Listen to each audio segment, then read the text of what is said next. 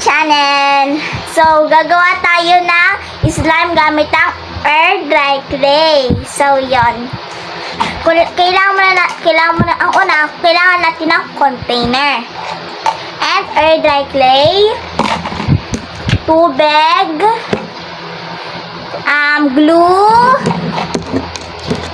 activator, sa caption guys yung kung paano gumawa ng activator. And yun, ganito guys yung texture ha, yung slime na gagawin natin. Ganyan. Stretchable siya, just pwede siyang gawing bubble. So, let's go! Gawa na tayo! Let's go! Una, ilagay natin tong air dry clay dito sa container. So, wait lang. Cut ko muna. So, ayan. Nakuha na natin to. Ayan yung air dry clay.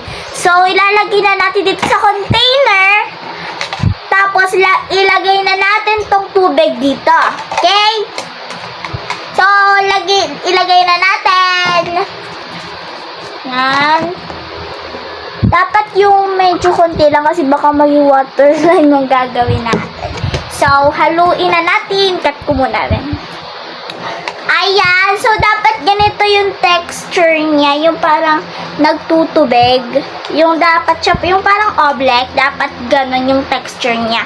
And, sunod naman natin ang anuhin is glue. Ilagay na natin guys itong glue.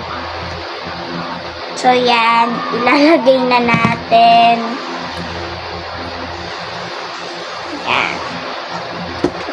Haluin natin until parang siyang nagtubig. So, let's go. So, yan guys. So, nahalo na natin na parang na siyang tubig. Dapat kayo yung texture niya. Yung parang siyang tubig. So, yan. Lagyan na natin siya ng activator. Andyan sa caption yung kung paano paggawa ng activator. Okay? So, lagay na natin. Lagay na natin guys to activator. Tapos, haluin na natin. Ayan, di pa siya medyo nabubuo. So, wait lang. Cut ko lang ulit. And guys, kung gusto nyo lagyan ng lotion, it's optional. Ako kasi hindi ko na nilalagyan ng lotion kasi baka magtunaw. Optional rin yun naman yan kasi gusto nyo. Pwede siyang maging fluffy if nilagyan nyo siya ng lotion. Ang nilalagay ko kasi dito is glue. So, ito yung ginagamit ko yan. So, ayan guys, so medyo nabubuo na siya. Ayan, kita nyo naman, di ba? Medyo nabubuo na siya. And lagyan ulit natin ng konting activator. So, ayan na guys, na-activate na siya. And ganyan na texture niya. Ganyan na. Di ba? Ayan, so, lagyan natin ng ulit, kasi hindi siya medyo stretchable. Lagyan natin ng konting glue. Ayan, konting glue lang kasi kung madaming glue is baka matunaw sa sa kamay.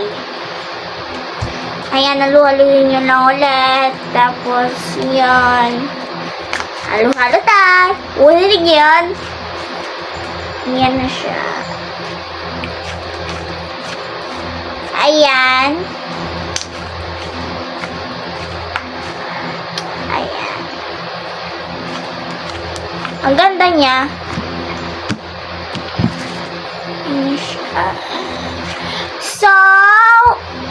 So, sobrang ganda niya and super fluffy niya. Yan. So, guys, thank you for watching my slime tutorial.